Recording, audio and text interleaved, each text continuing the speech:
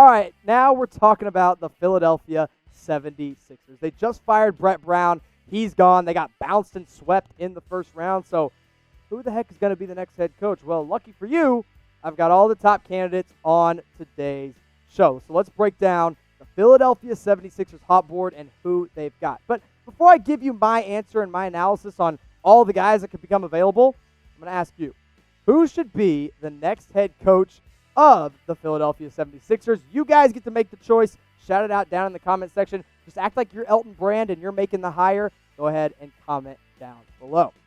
Now, the one name that has already been linked to the Philadelphia 76ers is Mike Brown, assistant head coach of the Golden State Warriors. He is reportedly already being considered for the job, but the Nets are also strongly interested in reuniting Mike Brown and putting him back with Kevin Durant because they have a great relationship, and they really think that he could be the next head coach of Brooklyn and take them to the title. Now, he's been with the Golden State Warriors ever since 2016, and we've seen multiple times as Steve Kerr has dealt with chronic back pain, Mike Brown's taken over. In fact, he led the Warriors to a 12-0 run at one point as the acting head coach. So we know he knows how to coach in an assistant role, but in a head coaching role, his resume is not that great. With the Cleveland Cavaliers for over 5 years, he went 272 wins and 138 losses. So a little bit over 500. That was pretty solid. So then he moves on from Cleveland and he gets a head coaching job with the Los Angeles Lakers. But he underperforms there during the 2011-2012 season, and then he gets fired 2012-2013, goes 42-29. Then Cleveland's like, hey, we'll give you one more chance. We'll bring you back. And he goes sub 500 at 33-49. After that, it was all back to the assistant head coaching job with the Golden State Warriors. But before that, he was with the Washington Wizards, the San Antonio Spurs. He was underneath the Greg Popovich head coaching tree. The Indiana Pacers had him there for a couple years. And then, since 2016, took a little time off in between the Cavs and the Warriors. He's been with the Warriors ever since, and he's still there right now. But the Sixers are saying, hey, maybe we can bring in Mike Brown, and he can figure out how to make Ben Simmons and Joel Embiid work. But do you think that's actually going to happen? Do you think Embiid and Simmons are truly the answer for the future for the 76ers? Type 1 if you think they need to trade them. Type 0 if you think they need to keep them in the comment section below. I'm back and forth. I think you got to give a new head coach a little bit of time to play with Ben Simmons and Joel Embiid. But if they start to fail real early on next season, it might be time to trade one or the other.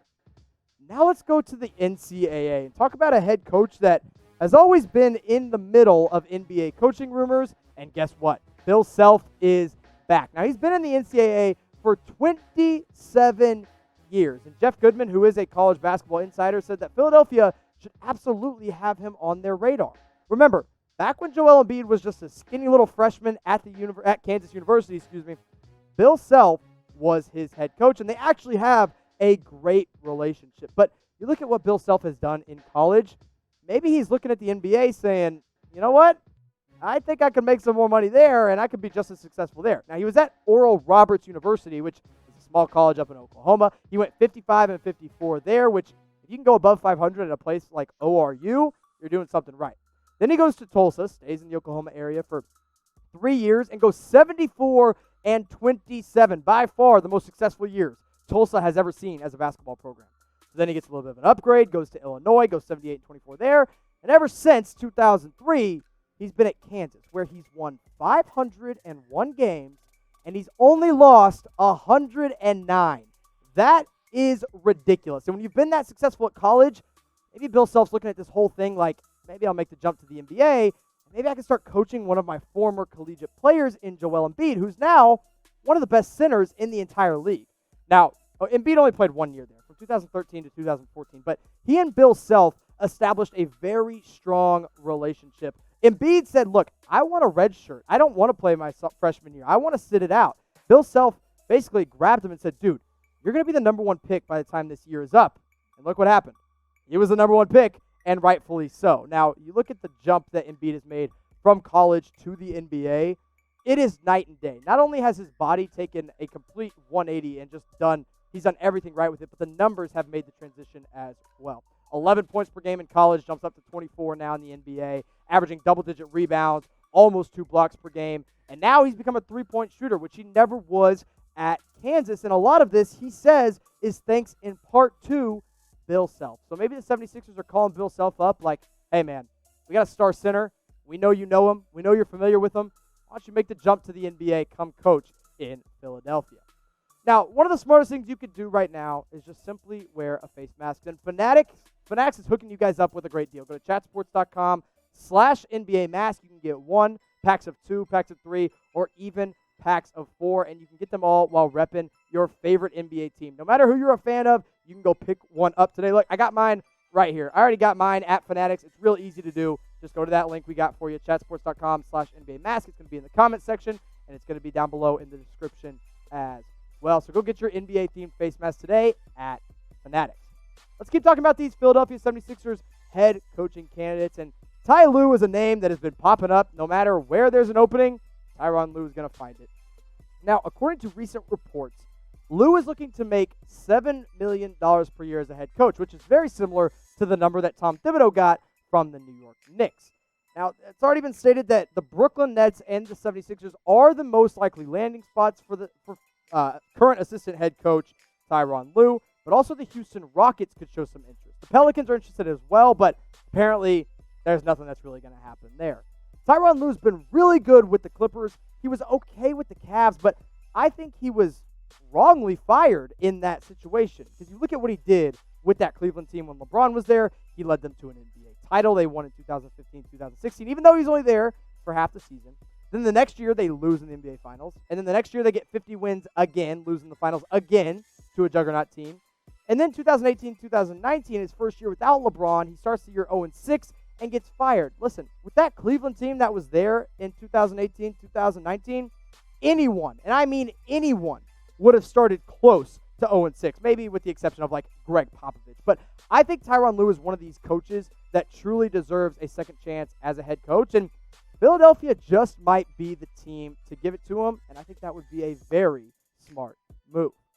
Now, if you're a basketball fan, I need you to subscribe right now. I absolutely need you to do it, because right now our numbers on NBA fans, they're low. We've only got 22% of our subscribers that are truly here for the basketball coverage, and I know we're doing something right, so we need to see the numbers go up with that as well. Really easy. All you got to do is scroll down, hit the big red button. We are growing every single day, and we're ramping up our NBA coverage all the time. So make sure you go hit that subscribe button here on Chat Sports. Let's go to a guy that's already in Philadelphia, but is in the college level at Villanova. He's currently the highest paid coach in the NCAA, making $4 million per year, but he could almost certainly double or potentially triple that at the NBA level. Now, as I mentioned, Villanova's already in Pennsylvania, so it would be a real easy transition for him. And when it comes to college resumes, Jay Wright is about as stacked as anyone can get. You look at the last 4 years and what he's done with Villanova, and the last 4 full years played out. I didn't include 2019, 2020 because it obviously got cut short. But 2015, 2016, remember that historic NCAA championship run where the team went 35-5. The next year, just 4 losses, and Villanova is the conference tournament champions. That followed up the next year by another NCAA championship. And then the next year, although they went 26-10 and the numbers weren't quite as good, they still won the conference championship once again. That is 4 very successful years for Jay Wright. And not only have those teams been successful, but his players have been successful in the NBA as well.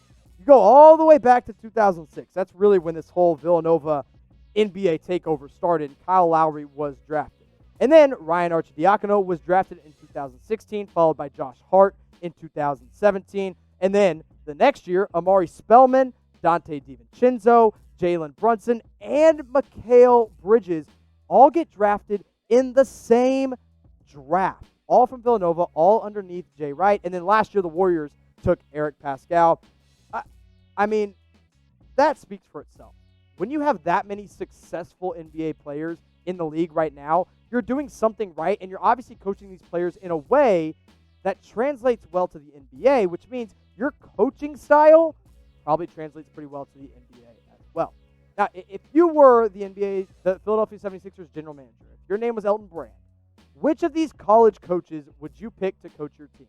Type B for Bill Self, type J for Jay Wright. Now, personally, I think Jay Wright would be the better NBA head coach. I think he's groomed the most NBA players. I think he's done such a high, really quality job at Villanova. I think he's ready to make that jump. I still think it's going to happen. I think both these guys will stay in college, but maybe disagree. Let me know. Choose one down below. Let's go to a guy who doesn't currently have a job, but he was with the Brooklyn Nets, and then he got fired. Kenny Atkinson. Reports are that he will eventually get an interview from the Philadelphia 76ers. This is a guy, much like Tyronn Lue, that I think was wrongly fired from his team. Now, he's also at the top of the Chicago Bulls wish list, who just fired Jim Boylan, so they're going to push very, very hard for him. And according to reports, the Nets and Atkinson, quote, mutually agreed to part ways. Now, I don't buy that, but you look at what he did in his time with Brooklyn, and it wasn't great, but he also was dealing with some really weird and injury-prone teams. He had 118 wins, 190 losses, only a 38% win percentage. And the one year he gets into the playoffs, they lost in 5, but that was still a team that way, way, way overachieved. Kenny Atkinson is one of these guys who is a pro's pro. Players love him, but Kevin Durant and Kyrie Irving said, no, we want him gone, and they got him fired from Brooklyn. I truly believe Kenny Atkinson deserves another shot in the NBA, and I think the Philadelphia 76ers would be a good place for him to land. So I'm going to end today's show by asking you this. Who is the right choice for the Philadelphia 76ers? Shout it out in the comment section below. I just laid out 5 different head coaches, all of them being strongly considered. I think number 1 on their wish list should be Tyronn Lue, followed by Kenny Atkinson, followed by Jay Wright. Then I'd probably put Mike Brown and then Bill Self at the bottom of those 5. But let me know who you think in the comment section.